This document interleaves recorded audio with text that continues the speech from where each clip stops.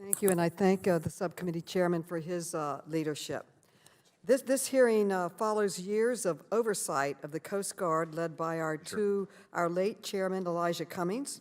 He strongly supported the Coast Guard and was extremely proud of the men and women serving our country. He also held the Coast Guard to the high standards that we should expect of all branches of our military.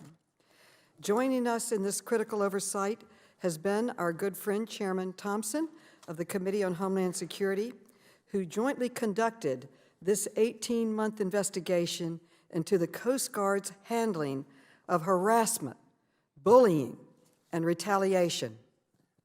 I also commend my good friend and colleague, Representative Joe Courtney, who has been a partner in this effort and an advocate for his constituent, Lieutenant Commander Young McLean, and was his special guest at the last State of the Union. She was his guest.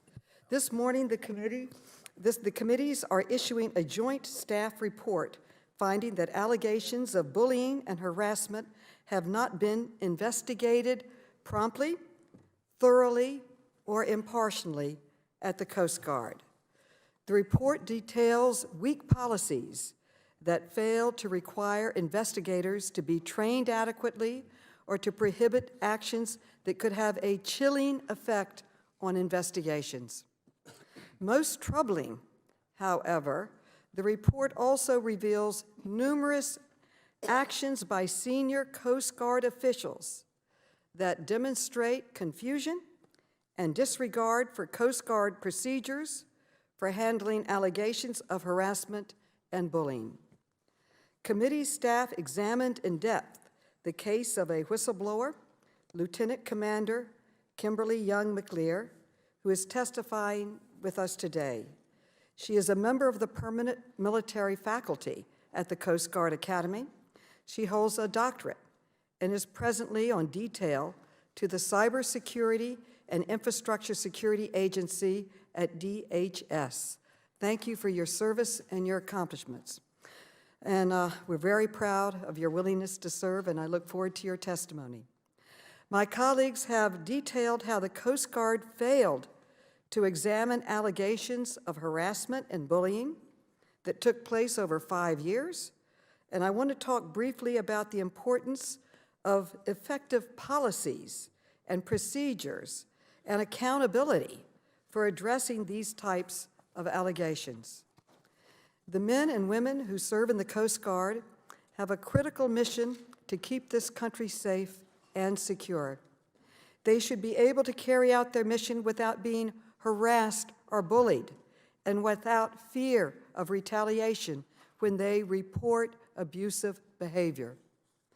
We need effective anti-harassment and anti-bullying programs carried out promptly and impartially by senior leadership.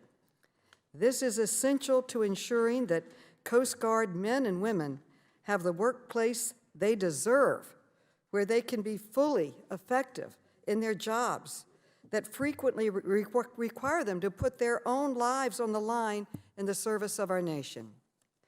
The investigative staff report shows that the Coast Guard does not have effective anti-harassment and anti-bullying programs or accountability programs in place. This failure has harmed individuals like the Lieutenant Commander who is appearing here today. This failure also may be contributing to an environment in which, according to a 2019 RAND study, the Coast Guard had a 12% lower retention rate after 10 years of service for both female officers and enlisted personnel from 2005 to 2016 as compared to male service members.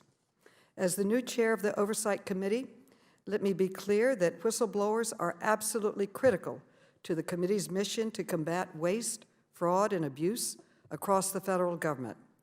And I will continue our committee's long bipartisan tradition of supporting them.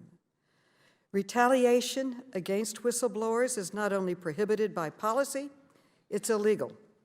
When other employees see whistleblowers retaliated against, as the Lieutenant Commander was, they are less likely to come forward themselves to report wrongdoing, including national security vulnerabilities. So this hearing is extremely important to the national security of our country. I would just like to conclude that I'm a strong supporter of the military. I come from a military family. My father served in World War II, my brother in Vietnam, and my husband during peacetime. But I'm very distressed by these allegations. I'm a strong advocate of women in the military, but they cannot serve to their full potential if they face harassment, discrimination, and not responsive environment to the concerns that they bring to the great military that this country has. I look forward to the hearing today, to your testimony, and to the Coast Guard's testimony, and I yield back.